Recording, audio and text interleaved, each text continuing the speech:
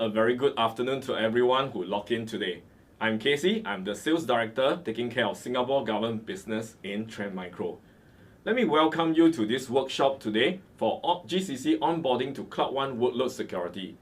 This is a separate track to the other workshop which we are doing for tenants migrating out from GovTech CTS AMHIPS platform. Today we are focusing on onboarding direct into Cloud One. A bit of background here, Cloud One is a pure SaaS platform which was launched in 2019, which is a single security service platform for all cloud builders. Cloud One consists of 7 cloud services, which the following presenter will be sharing a slightly more details. I'm proud to share, if you have not heard, that Cloud One is hosted in Singapore. In fact, all of Trend Micro's SaaS offering, including Apex One, SaaS, Vision One, our EDR, and Sandbox as a service are all now in Singapore. This should comply with all the requirements for data sovereignty. We have also cleared TRA for Cloud One as a platform. If your security officer accepts the 4 TRA raised by CSG, you are cleared to go. For more details, please contact myself or any of the account managers. So once again, thank you very much for joining this workshop, and I shall pass the time to the rest of the presenters who will be sharing more on the pre-onboarding checklist and how to set up the environment that includes networking and system logins. So sit back and enjoy the rest of the session. Thank you.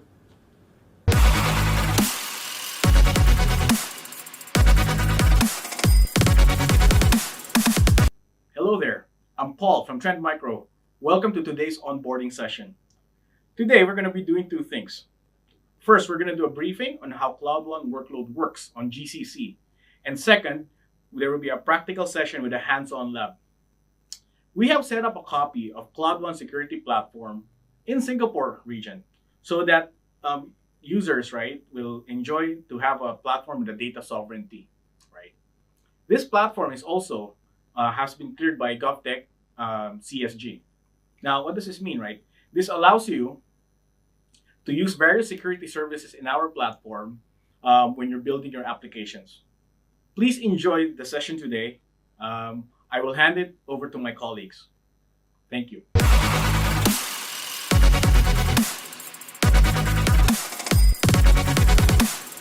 Okay, hi everyone. Thank you for being here in this virtual onboarding session by Trend Micro Cloud One. So my name is Clara and I'm the account manager for the cloud security business. So I'll take you through a bit on what you have access to right now that you're on a Cloud One platform, and also some steps to get you started to get Cloud One running in your environment.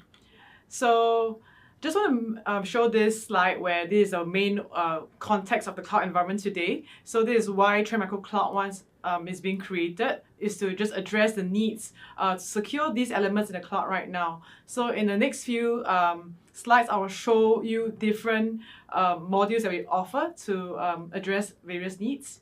So firstly, we have conformity, which does configuration checks, because Gartner, there's a research by Gartner which mentions that about most of the security breaches are due to misconfiguration of the cloud, of the environment, of the settings in place today. So this is something which we advocate for our various customers, to get this up and running in the environment, to ensure that it's being continuously monitored against misconfigurations, to keep it up to the best standards and practices and compliance standards set across different industries.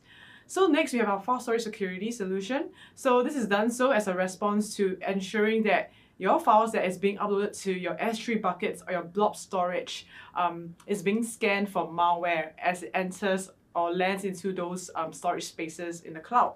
So because malware could actually transfer laterally within your networks, which is why there's a strong need for this solution, which we've been talking to a couple of agencies due to the requirements set to ensure that there's malware scanning for your files in your cloud storage. So next, we have container security. So we secure end-to-end from the point of developing your images to having controls for your policies to even running your containers itself. We provide this coverage to secure it.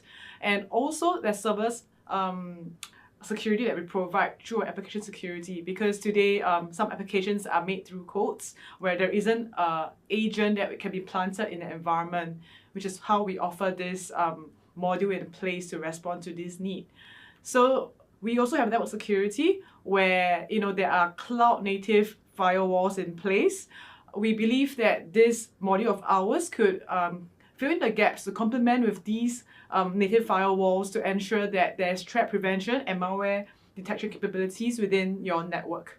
Last but not least, we have our workload security, which you're on today to onboard within your agency. So this is a main summary of what I've mentioned earlier. So with onboarding to Cloud One, we will have access to these modules as well in one platform. So the good news is that we have actually cleared this Cloud One module with the GovTech CSG team, where we have complied to the TRA requirements and standards.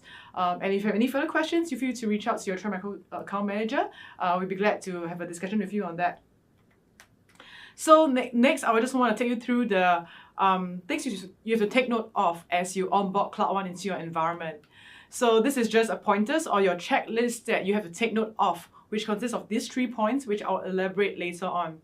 So in every left-hand corner of the slides, you will see there's a reference section there.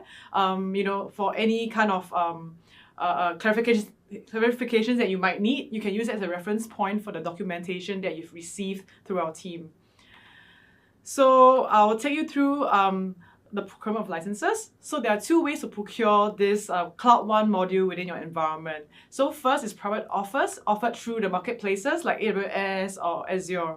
And then we also have another option of having this contract through your bulk tender 16005.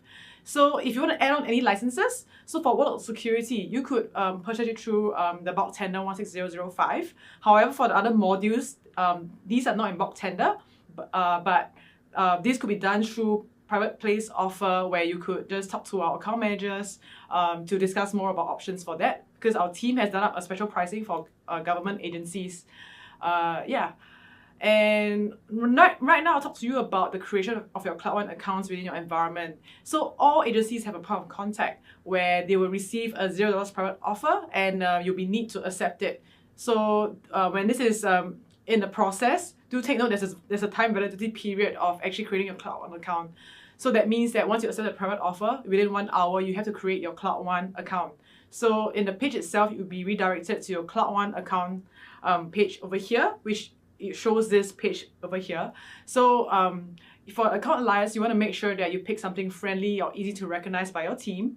And also, this is a very important note, when you please select the correct region here. So it's Singapore 1. And you cannot change region if you created it in another region, let's say US or other parts of the world. So ensure that from the start, this is created and being selected properly.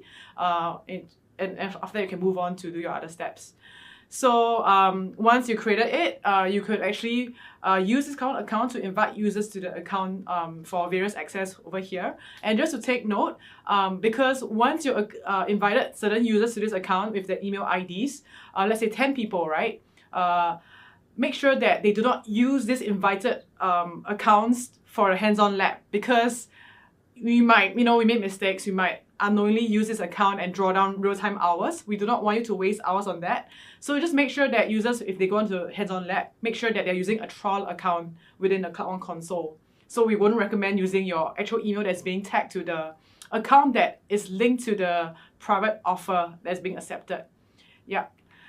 So also, we will encourage your users to enable MFA in the Cloud One account that they're being invited to. So just make sure that your MFA required is being marked as yes over here and to save it. So next, I'll talk about how you can add your AWS accounts to your workload security solution.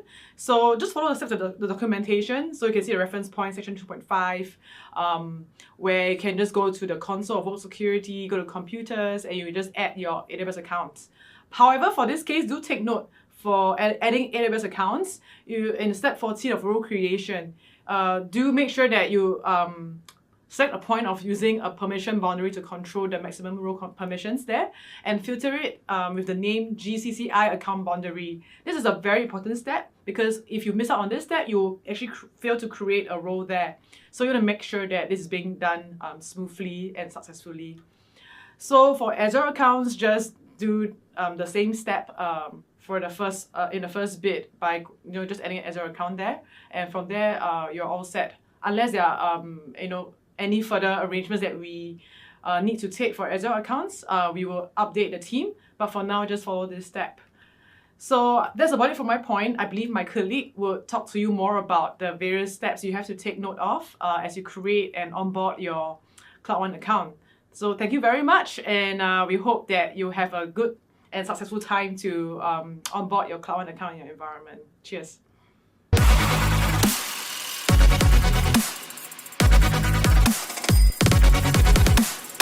Hello everyone, nice to meet you guys. I'm Thomas. I'm from Trend Micro. I'm the account manager taking care of the public sector. Nice to meet you guys. So today I'm going to cover the private endpoint and networking requirements for the Cloud One workload onboarding. So this is the recommended architectures for VPC endpoints running on the AWS. So one VPC endpoint per AWS account is required to do these setups. So firstly, you need to create the VPC endpoints in one VPCs. So other VPC will then be paired to this VPC hosting the VPC endpoint. This is to allow the communication between the Cloud One servers to the VPC. Okay, so your account managers will also send you the private offer where you need to accept that private offer and then create the Cloud One ID. So after that, your account manager will then send you a network request form. So which you will find the service name for you to do a network request. So you can send this form to GCC_tech at trendmicro.com for approval once you fill up this form. So the subsequent slides, I'm going to guide you on how to fill up this form. So when you are creating the VPC endpoints, you need to ensure that the security group is allowing outbound traffic to subnet on port 3128. And also, you have to attach the security group to the VPC endpoint, right? So you also need to fill up the endpoint IDs and owner ID in the network request form provided by your account managers. So please go into the portal and see the the endpoint ID and owner ID. So some of the things you need to ensure, right? So you need to ensure that your routing table is configured accordingly to what is shown here in these slides. One of the important things that you need to take note is to ensure that the destinations, right, need to be filled up with the required peering ID. So this to ensure the smooth routing between the VPCs. So 2 points to note when creating the security groups. One is to ensure that the security group outbound rules for the EC2 instance is pointing to port 3128. Right? So you also need to ensure that the security group inbound rules for the VPC endpoint is listening to port 3128 from the various VPCs. So from the same diagram shown here in the slides, it can also be found on the AWS documentation section 7.2.2. This is for the creation of the Route 53 for VPC endpoints. This is optional but recommended as best practice, especially if you have multiple endpoints to manage. Okay. Then yeah, I've gone through for the AWS network requests and the VPC creations. This is basically for the Azure private endpoint. So this is the recommended architectures for private endpoints running on Azure. So same things here, right? One private endpoint is required per Azure account. You can create the private endpoints in one VNet. Other VNet will be paired to this VNet hosting the private endpoint, so as to allow the communication between our Cloud One servers and the VNets. So a network request is still need to be done. So once you accept the private offer, once you create the Cloud One ID, your account managers will also send you a network request form, which you will find the service name for you to do a network request. These are the details you need to fill in for the connection names and the private endpoint name. So once you fill up the network request form using this info, please send it to Trend Micro with the email gcc_tech@trendmicro.com. Okay, So please ensure you have your VNet peering done and ensure that the necessary routing has been configured between your VMs to the private endpoints before connecting to the Cloud One workload security. So that's all for the networking part and the private endpoints creation parts. So I'll hand over to the next presenter. Nice to meet you guys. Thank you.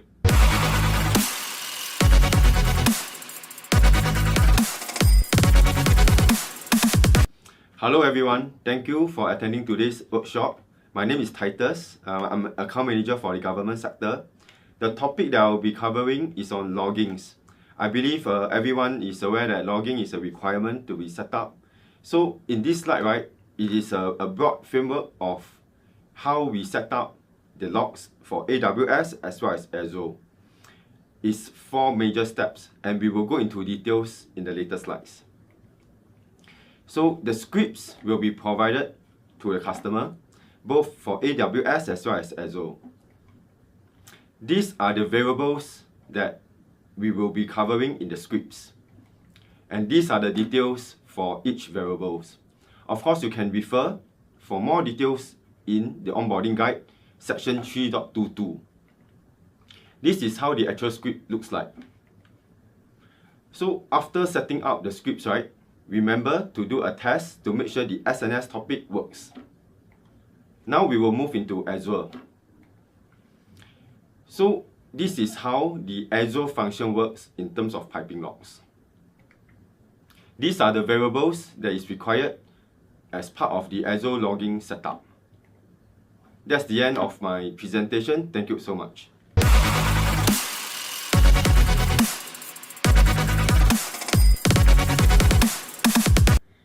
Good day, I'm Eileen, Government Account Manager. I'm here to speak about the onboarding of your agents to Cloud One workload security and share some troubleshooting tips as well. We'll go on to the onboarding first. Adding the endpoints in the proxy settings of Cloud One workload security. On the left, you will see the AWS VPC endpoint DNS added in the address of this proxy. On the right, you will see the Azure Private Endpoint IP added in the Azure proxy. After the proxies has been added, please ensure the information and details of the endpoints are correct before proceeding to the next step. If you have multiple endpoints because of multiple AWS or Azure accounts, then please ensure the names can be clearly identified in order to prevent confusion when doing the activation. Let me bring to your attention the name under the proxy server, which is TM GCC AWS Proxy and TM GCC Azure Proxy, which we will show you how to activate the agents in the next 2 slides. In this screen, we would like to highlight the 2 important fields when configuring the deployment script for AWS. Whereas for this screen, we would like to show you the important fields when configuring the deployment scripts for Azure. If there are no issues running the deployment scripts, please do double check on the status of the computers in the C1 Workload Securities Computer tab. A successful deployment and healthy agent should have a status managed online. If you see warning messages, the next section will bring you through on how to overcome it. Let's run through the troubleshooting section. If after activation of the computers, you may be prompted with a warning status, sensors, good file reputation, and predictive machine learning service disconnected. Don't worry, it is not critical, but you will need to tweak some configurations accordingly. You can click on the policy and use the AWS VPC endpoint to connect to the Trend Micro Global Server. In order to do so, you can click on the computer with this issue, go to the settings under General, see the network settings for sensors, good file reputation, and predictive machine learning service. Configure it to use the proxy, which is the VPC endpoint for your AWS account. Okay, likewise, in Azure, you can click on the policy and use the Azure private endpoint to connect to the Trend Micro global server. In order to do this, you can click on the computer with this issue, go to the settings under General, see the network settings for Census, Good File Reputation, and Predictive Machine Learning Service. Configure it to use the proxy, which is the private endpoint for your Azure account.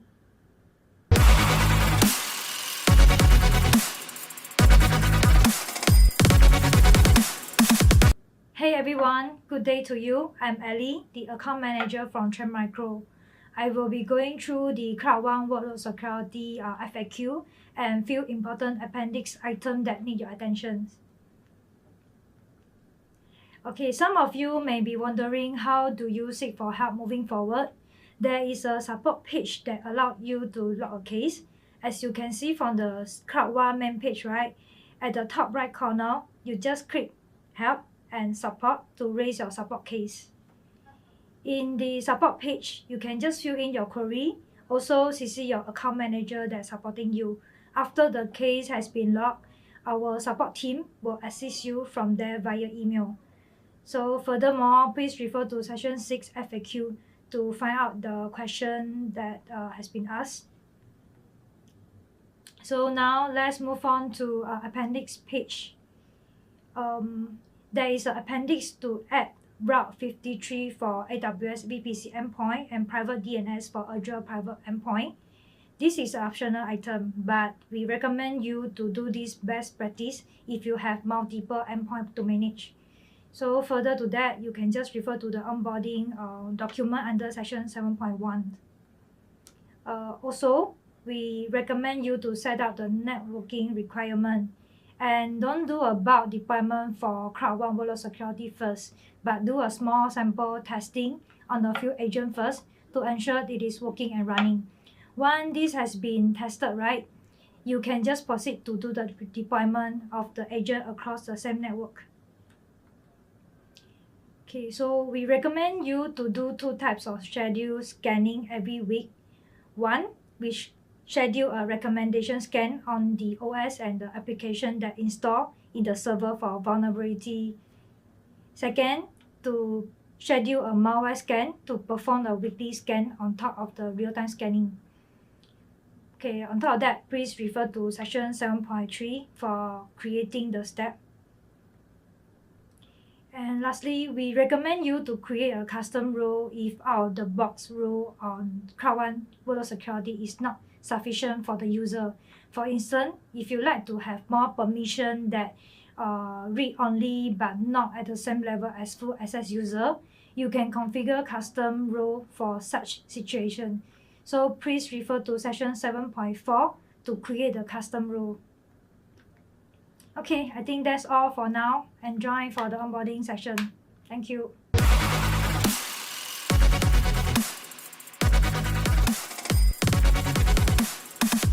Hello everyone, thanks for joining us today. My name is Grace. I'm from the Trend Micro Cloud team. So in this session, we're going to go through the Cloud1 workload security onboarding hands-on lab together with you.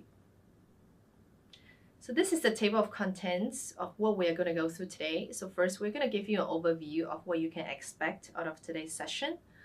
And then we're going to set you up properly for the hands-on lab. And then you'll be starting the hands-on lab on your own. Now after that, you'll be going into the real environment and we have some tips to share with you. So first, the overview of the hands-on lab. So first of all, we just want to highlight that this entire workshop is focused on Cloud1 workload security onboarding. So at this stage, you have done the migration already and now you're ready to try out some of the modules. So as part of that, we're going to onboard 2 Windows and Red Hat instances. And then we're going to share with you how you can turn on the anti-malware and the host-based IPS modules within the Cloud1 workload security console.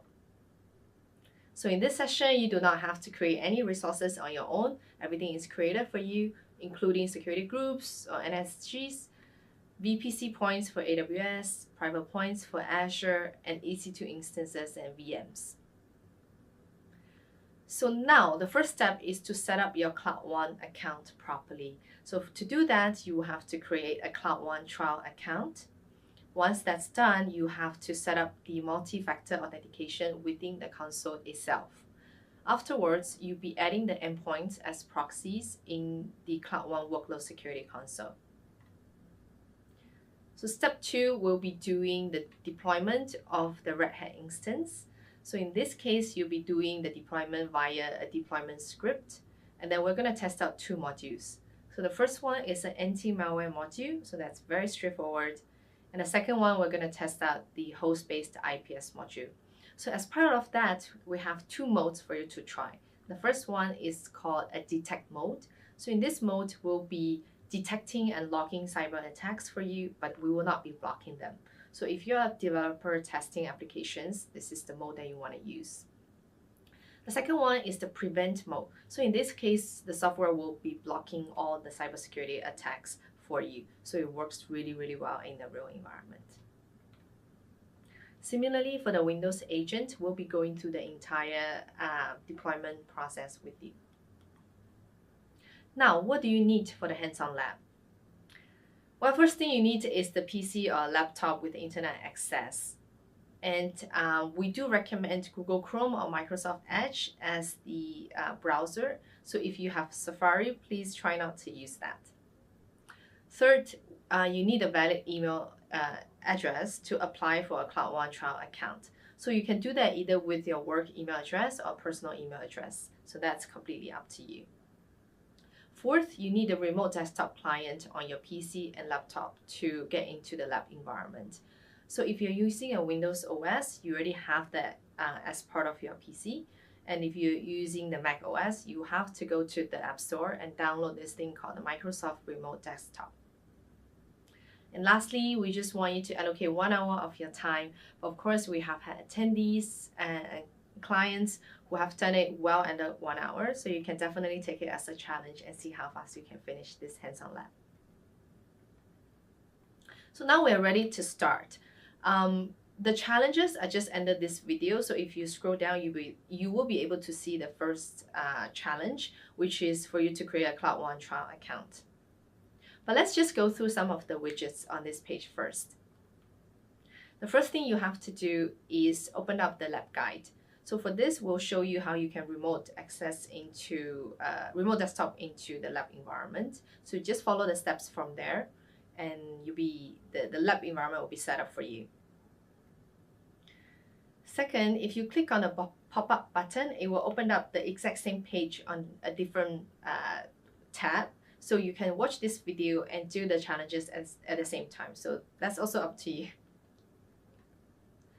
In the FAQ document, we cover some of the most commonly asked questions from our previous attendees as well as customers. So if you have any challenges while you are creating the account or going through the challenges, you can refer to this FAQ document. But let's say you still don't get the answer, you can now reach out to our backend team by clicking on the lab support button. So we do have a team of solutions architects who will be with you throughout this entire 1 hour, and they will be supporting you throughout the hands-on lab. Cool. Now how you can navigate to how you can do navigation across the widgets. Firstly, you have to get a lab. So by clicking on the lab or key button, you'll be issued a key, and that's the lab ID that you'll be using for the lab environment. And now you can start a challenge anytime by clicking on the first challenge. So the challenge works this way. You will not be able to unlock new challenges until you clear the previous challenges. So in this case, you are not able to skip ahead and sort of do the challenges that you want to do. In total, you will have to clear 17 challenges. So some of them are really pretty simple, and you can actually do them within 5 minutes. Some are slightly more complex, so it requires a little bit of thinking, a little bit of getting your hands dirty. Again, if you have any issues throughout the lab experience, please talk to us by clicking on the lab support button. We'll be responding to you pretty quickly and help you out with whatever challenge you might be having. So now you have done the hands-on lab and you are kind of familiar with the Cloud One Workload Security Console already. You are ready to do the onboarding in the real environment. So here are some tips that we have for you, and these are also covered in a document that we have as part of this entire workshop. So point number one, make sure that your Cloud One account is set up and also connected to your CSP, your cloud services provider, be it AWS or Azure. Secondly, you have to create the endpoints and make sure they are accepted. Then you need to test the networking by activating new VMs via the endpoints you just created in step 2. In step 4, you need to set up the logging so you are receiving the logs. Step 5, you can choose the frequency at which the scans will be carried out. So you can either choose daily, weekly, or monthly. We do recommend at least a weekly scan to make sure you get all the updated logs. So yeah, that's everything, and now you're ready to onboard your workloads into Cloud One Workload Security. So we hope you have fun. Thank you and see you.